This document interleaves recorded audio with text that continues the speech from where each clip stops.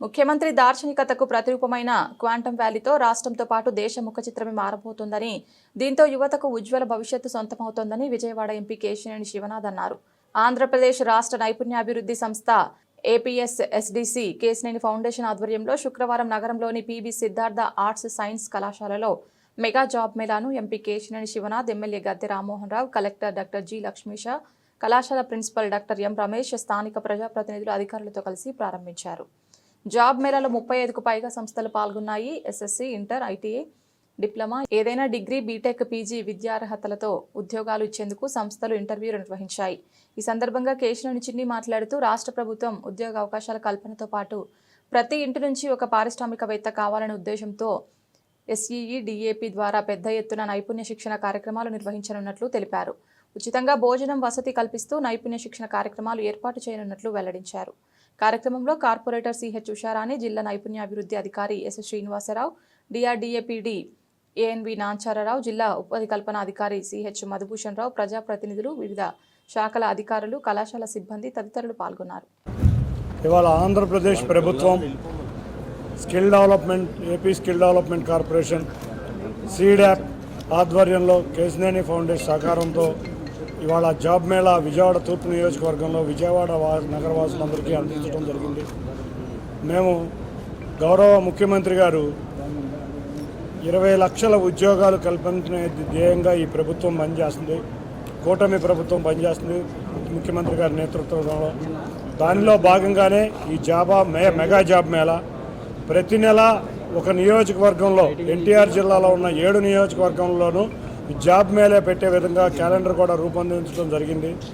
వీటిలో మేము కూడా ఎమ్మెల్యే గారు కానీ నేను కానీ పార్టిసిపేట్ అయ్యి ఎక్కువ మందికి అవేర్నెస్ వచ్చే విధంగా మేము కూడా పార్టిసిపేట్ అవుతున్నాం. ఎక్కడికక్కడ ఎమ్మెల్యేలు కానీ ఎంపీలు కానీ.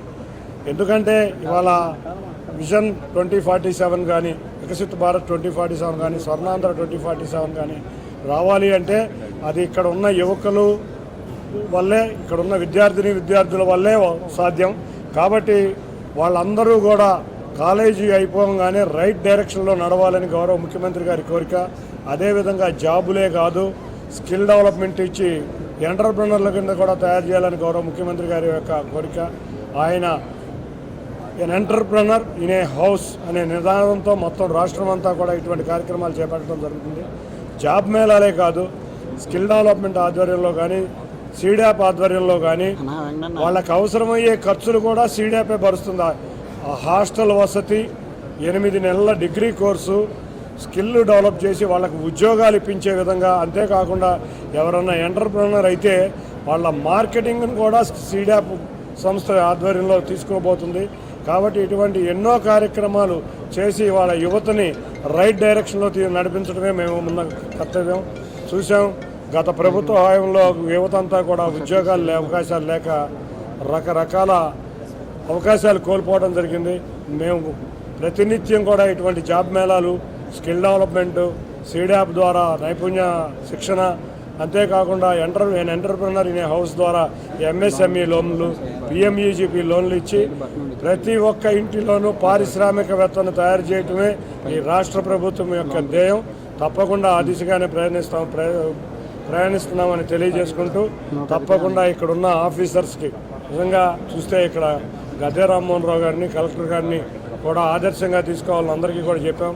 వాళ్ళ చిన్న చిన్న ఉద్యోగాలతో ప్రారంభించి వాళ్ళ చక్కటి పొజిషన్స్లో ఉన్నారు. అందరం కూడా అదే విధంగా ఉన్నవాళ్ళం, ఇక్కడ ఉన్నవాళ్ళం. తప్పకుండా వాళ్ళందరినీ ఆదర్శంగా తీసుకోవాలని తెలియజేసుకుంటూ, స్టేజ్ మీద ఉన్న పెద్దలందరికీ, ఆఫీసర్స్కి, మా కార్పొరేటర్లకి అందరికీ కూడా పేరు పేరున ధన్యవాదాలు. Thank you.